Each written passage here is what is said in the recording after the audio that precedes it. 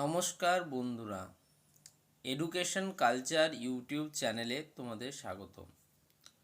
তো আজকে আমি তোমাদের সাথে এমন একটা বিষয়ে কথা বলবো যে বিষয়টা নিয়ে সচরাচর কিন্তু খুব বেশি আলোচনা হয় না। কেন আলোচনা হয় না বলো তো? কেননা আমরা নিজেদের সিদ্ধান্তগুলি নিতেই পারি না, কারণ সেক্ষেত্রে একটা ফ্যামিলি প্রেশার, আমাদের যারা পড়াতেন যেমন টিচারদের প্রেশার, 3 নাম্বার স্কুলের প্রেশার, বিভিন্ন ধরনের কিন্তু প্রেশারাইজড করা হয় স্টুডেন্টদের। তো ধরো তুমি একটা 16 ইয়ার্স 15+ ইয়ার্সের কিন্তু একজন স্টুডেন্ট, এবং তুমি এই বছর মাধ্যমিক পরীক্ষা দিয়েছো 2024 সালে। তো 2024 সালে তোমাদের মাধ্যমিক পরীক্ষা হয়েছে ধরো ফেব্রুয়ারিতে, এবং তোমাদের রেজাল্ট আউট হবে লেটসে মে বা জুনে। মে মাসে হলো, আমি লেটসে মে শেষে বা জুনের প্রথমে হলো। এবার এই যে সময়টা, অর্থাৎ তোমার পরীক্ষা হয়ে যাওয়ার পরবর্তী সময়টা, সেই সময়টা কিন্তু একজন স্টুডেন্টের কাছে মানে ব্যাপারটা হচ্ছে এরকম যে আগেই আমাদেরকে, মানে এই সময়ের আগেই আমাদেরকে ডিসাইড করে নিতে হয় যে আমরা কোন সাবজেক্ট নিয়ে, মানে কোন ব্রাঞ্চ নিয়ে পড়তে চাই এবং কি করতে চাই। বাট এটা কখনোই একজন স্টুডেন্টের ডিসিশনের উপর নির্ভর করে না। ছেলেটা পড়াশোনায় ভালো, সে তো সায়েন্সই পড়বে, বা ওর না কমার্সের দিকে, ওর ম্যাথটা খুব ভালো, বুঝলে তো, ও ম্যাথ পড়বে, ও কমার্স নিয়ে পড়বে, এগোতে চায়। পরবর্তীকালে সে সিএ হতে চায়, চার্টার্ড অ্যাকাউন্ট্যান্ট হতে চায় সে। আমার ছেলেটা পড়াশোনায় অত ভালো নয়, ও আর্টসই পড়বে, যদি ভবিষ্যতে ভালো পড়ালেখা করে তখন ডাব্লিউবিসিএস বা আইএএস কিছু একটা হবে, দেখা যাবে। তো দেখো, এখানে পুরোটাই কিন্তু স্টুডেন্টের নিয়ন্ত্রণের বাইরে, যেটা কিন্তু একদম কাঙ্ক্ষিত নয়। বর্তমান সময়ের যে তোমার শিক্ষা ব্যবস্থার যে কাঠামো রয়েছে, সেখানে কোথাও বলা নেই যে এখনও যদি ভাগটা রয়ে গেছে, বাট আরও 2-1 বছর পর এই ভাগটা কিন্তু আর থাকবে না যে তোমার সায়েন্স, আর্টস বা কমার্স। এখন শোনা যায় যে তুমি সায়েন্সের স্টুডেন্ট হয়েও তুমি আর্টসের সাবজেক্ট নিতে পারো, বা আর্টসের স্টুডেন্ট হয়েও কমার্সের সাবজেক্ট নিতে পারো, বা এরকম কিন্তু তুমি করতেই পারো। সেটা কিন্তু অ্যাকর্ডিং টু, আমি বলছি, এনইপি অর্থাৎ নিউ এডুকেশন যে পলিসি তোমাদের ইন্ট্রোডিউস হয়েছে, সেই পলিসির অধীনে আমি কথা বলছি। বাট দেখো, আমি একজন ভালো স্টুডেন্ট, আমি যে সবসময় সায়েন্সই নেব বা পরবর্তীকালে সায়েন্স নিয়েই এগোবো, এই ধারণাটা কি ঠিক?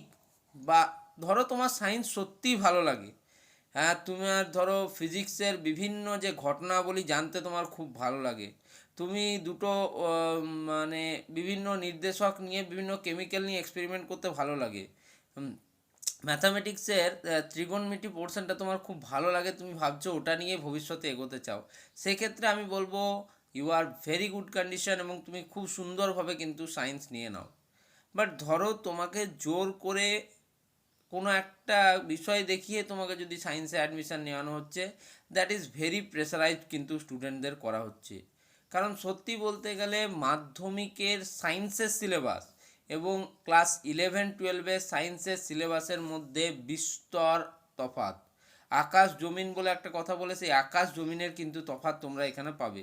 এটা যদিও তোমাদের ডিপ্লোমা স্টুডেন্টদের চ্যানেল, তবুও কিন্তু আমি মাঝে মাঝে তোমাদের কেরিয়ার গাইডেন্সের কিছু ভিডিও দিয়ে থাকি, তো এটা হচ্ছে সেই রকমই একটা ভিডিও, তোমরা বলে নিতে পারো।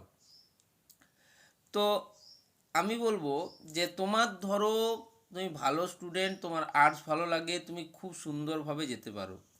এবার অনেকেই কি বলবে যে আর্টসে স্কোপ নেই বা কমার্সে স্কোপ নেই, সায়েন্সে স্কোপ আছে। কোন কি আছে আপনার স্কোপ? মানে আপনি কি সেই চিরাচরিত যে ধারণা, অনার্স বা পরবর্তীকালে আপনার বিভিন্ন ইঞ্জিনিয়ারিং মেডিকেল কোর্সে সবাই মেডিকেল পড়তে পায়, আইআইটি এন্ট্রান্স এক্সামে 10 লাখ স্টুডেন্ট বসলে যেখানে মাত্র তোমার 15,000, 16,000, 20,000 সিট থাকে, সেখানে কত পরিমাণ স্টুডেন্টকে প্রেসারাইজ করা হচ্ছে। 10 লাখ সিটের মধ্যে মাত্র তোমার 20,000 জন স্টুডেন্ট তোমার সেখানে অ্যাডমিশান নিতে পারবে, তাও অল ইন্ডিয়া। এটা ঠিক আছে, all India joint entrance examination, যেটা আগে AIEEE ছিল, যেটা বর্তমানে JEE joint entrance examination mains এবং অ্যাডভান্স এই দুটো ভাগে ভাগ করা হয়েছে। ওকে, বা মেডিকেলের নিটের জন্য, ঠিক আছে, ন্যাশনাল এলিজিবিলিটি কাম এন্ট্রান্স টেস্ট, আপনারা সেগুলো অবশ্যই জানেন হয়তো। তো সেই কোর্সের ভিতরেই মানুষকে, কিন্তু তোমরা এখন জানো না যে বর্তমান সময়ে যদি অ্যাডভান্স টেকনোলজির কথা বলি, এখন এমন অনেক কোর্স এসছে যেই কোর্সগুলো বর্তমান প্রেক্ষিতে অনেক অনেক বেশি ইম্পর্টেন্ট।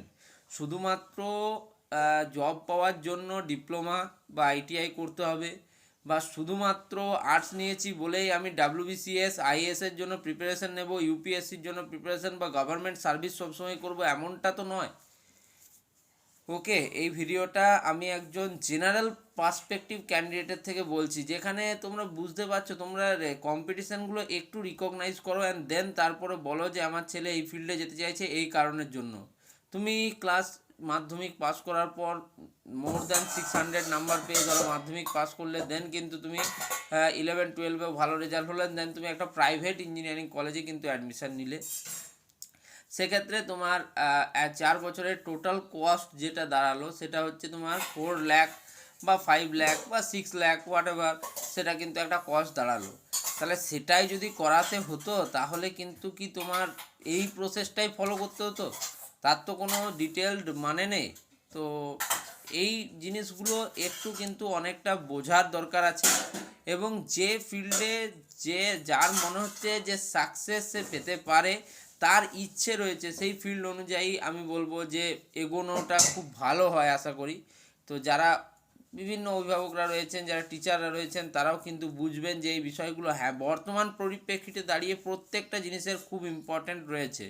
যদি বলেন তো সত্যি বলতে গেলে ইঞ্জিনিয়ারিং বা তো আরও যদি স্পেসিফিকলি বলতে চাই, ডিপ্লোমা ইঞ্জিনিয়ারিং হোক, ITI হোক, বা বিভিন্ন বিটেক ইঞ্জিনিয়ারিং পর্যন্ত হোক, তাদের কিন্তু গ্রাফ ক্রমশ নিম্নমুখী। অর্থাৎ একটা জিনিস বোঝা যাচ্ছে যে টেকনিক্যাল যে দিকটার জন্য আগে মানুষ খুব পাগল ছিল, সেটা কমে গেছে। বর্তমান সময়ে বিভিন্ন আপনারা যে কোর্সগুলো সম্বন্ধে মানুষের অতটা সচেতনতা ছিল না, এমনকি মেল নার্সিং পর্যন্ত কোর্সেসের কিন্তু প্রাদুর্ভাব অনেক বেড়েছে। অন্তত এটার জন্য দায়ী অবশ্যই কিন্তু কোভিড অতিমারি 2020 সাল থেকে যেটা আমাদের এখানে হয়েছিল, তো সেটা কিন্তু একটা বিরাট বিষয়। তারপরে ফার্মেসি কোর্সেসের প্রচুর পরিমাণ কিন্তু তো আপনার ভ্যাকেন্সি বেরোচ্ছে, বা সেইখানে স্টুডেন্টরা অ্যাডমিশান নিচ্ছে। তো যাই হোক, আপনারা একটু বর্তমান পরিপ্রেক্ষিতটাকে চিন্তা করে বিষয়গুলোকে ভাবুন, এবং শুধুমাত্র নিজেদের ব্যাপারগুলো স্টুডেন্টদের মধ্যে চাপিয়ে দেওয়ার কোনো প্রয়োজন নেই। সেক্ষেত্রে তাদেরকেও কিছুটা সময় দেওয়া হোক। আর আমি অবশ্যই বলবো, দেখুন, শেষ হওয়া মাত্রই, মাধ্যমিক শেষ হওয়া মাত্রই সায়েন্সে ভর্তি করে দিলাম, দেন নাম্বার এসে দেখলো স্টুডেন্ট সায়েন্স পাচ্ছে না বা তার ইচ্ছা নেই, সেক্ষেত্রে এগুলো তো বলো এটা অতিরিক্ত মানসিক চাপ সেটা স্টুডেন্টের মধ্যে তৈরি হচ্ছে। সেইগুলো থেকে কিন্তু বাঁচতে হবে, এবং স্টুডেন্টদিকেও এর প্রতিবাদ করতে হবে। যাই হোক, ভিডিওটা আমি দেখো ইনফরমেটিভ পারপাসে বানালাম, তাই প্রত্যেকজনে কিন্তু এই ভিডিওটিকে একটু ভালো করে শুনবে, শেষ পর্যন্ত ভিডিওটি দেখার চেষ্টা করো। 6 মিনিট, 8 মিনিট, 10 মিনিটের ভিডিও কিন্তু তোমাদেরকে দেখতে হবে, কারণ এইটুকু টাইম স্প্যান তোমাদেরকে কিন্তু একটু অভ্যাস করে নিতে হবে। কারণ তোমরা দেখো, মানুষের আস্তে আস্তে কিন্তু স্প্যান টাইম সেটা কিন্তু আস্তে আস্তে কমে যাচ্ছে। 1 মিনিটের রিল আমরা 60টা দেখে 60 মিনিট করতে পারি, কিন্তু একটা 60 মিনিটের ভিডিও কিন্তু কেউ দেখতে চায় না। বাট 60 মিনিটের ভিডিওতে যে ইনফরমেশান দেওয়া রয়েছে, 1 মিনিটে 60টা রিলেও কিন্তু সেই ইনফরমেশান দেওয়া নেই। তাই অবশ্যই তোমাদেরকে বুঝতে হবে কোনটা তোমাদের জন্য ভালো। তো যাই হোক, যদি ভিডিওটা ভালো লাগে তাহলে অবশ্যই ভিডিওটিকে লাইক করো, বন্ধুদের মধ্যে শেয়ার করো, এবং চ্যানেলটিকে সাবস্ক্রাইব করতে একদম ভুলবে না, কারণ কেরিয়ারের সঠিক গাইডেন্স পেতে জীবনের যে কোনো সমস্যার সমাধান হেতু কিন্তু সাহায্য করবে এই চ্যানেল। ধন্যবাদ।